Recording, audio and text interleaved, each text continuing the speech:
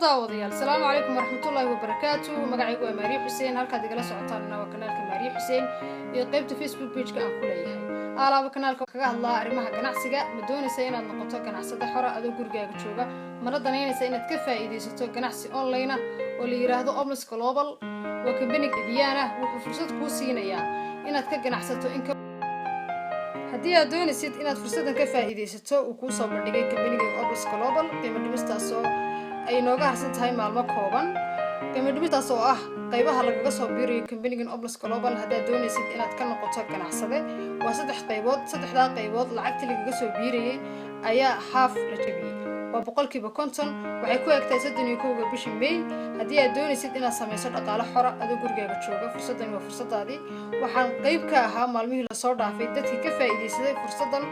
qaaliga waxaan rajeynayaa maalmaha kooban ee nooga hadhay